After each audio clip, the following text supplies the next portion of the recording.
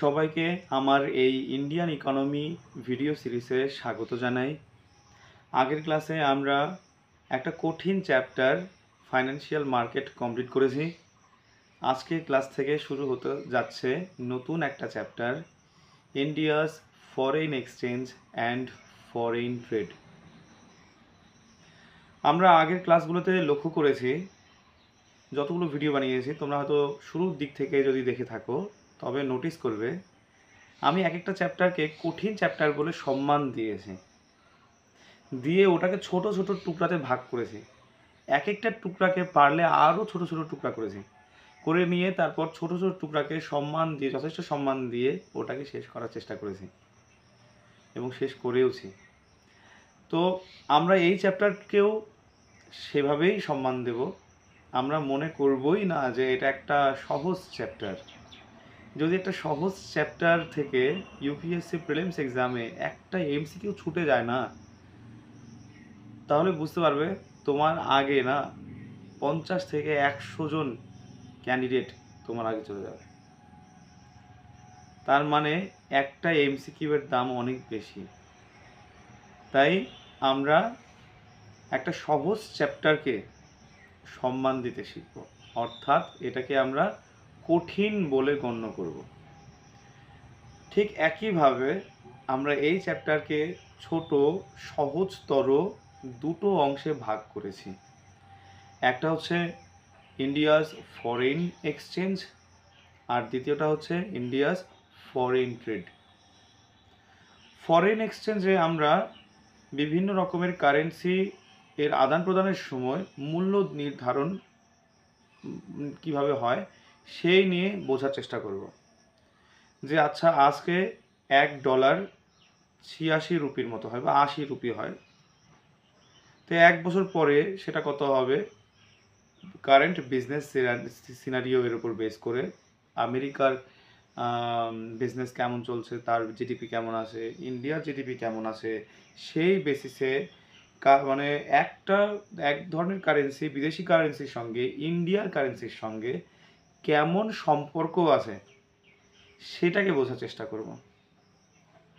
আচ্ছা, এবার India's foreign trade মানে কি আমরা বোঝার চেষ্টা করব। বিদেশের সঙ্গে ইন্ডিয়ার এক্সপোর্ট ইম্পোর্ট কেমন হচ্ছে, এক্সপোর্ট ইম্পোর্ট সম্পর্ক কেমনভাবে হচ্ছে, তো আন্তর্জাতিক বাজারে ডিমান্ড অ্যান্ড সাপ্লাই কীভাবে কাজ করছে। তো কি বললাম, এই চ্যাপ্টারটাকে আমরা দুটো অংশে ভাগ করেছি।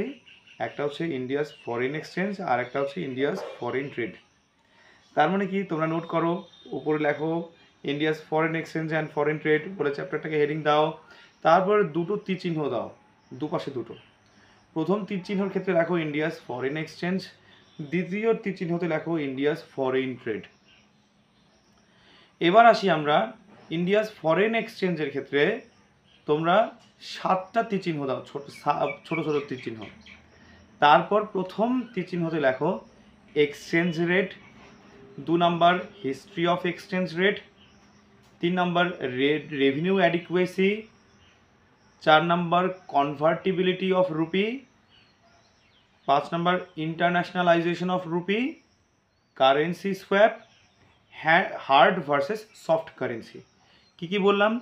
Exchange rate, history of exchange rate, reserve adequacy, convertibility of rupee, internationalization of rupee, currency swap, hard and soft currency. আরেকবার বলছি, exchange rate, history of exchange rate, reserve adequacy, convertibility of rupee, তারপর internationalization of rupee, currency swap, hard and soft currency. ঠিক আছে? আচ্ছা, এই হচ্ছে 7টা ভাগ, ছোট ছোট ভাগ আমরা পড়বো ইন্ডিয়াস ফরেন এক্সচেঞ্জ সম্পর্কিত। এবার আসি আমাদের দ্বিতীয় মেজর টপিক, সেটাকে ইন্ডিয়াস ফরেন ট্রেড। এখানে আমরা মূলত 3টা জিনিস পড়বো, ছোট টপিক এটা একটু। অবজেক্টিভস অফ ফরেন ট্রেড, কি বললাম? Objectives of foreign trade. 2 number economic integration in foreign trade. আর 3 নাম্বার হচ্ছে recent major scheme to promote foreign trade. 3টা টপিকের কথা বলেছি। কি বললাম? Objectives of foreign trade, 2 number economic integration in foreign trade. 3 number হচ্ছে recent major schemes to promote foreign trade. 1 নাম্বারটা objectives of foreign trade, economic integration of foreign trade, economic integration in foreign trade, আর হচ্ছে 3 number recent major schemes to promote foreign trade. ঠিক আছে, তো next ক্লাসে আমরা exchange রেটের সম্বন্ধে পড়াশোনা করব। তো আজকে এই পর্যন্তই থাক, ভালো করে পড়াশোনা করো, বাই।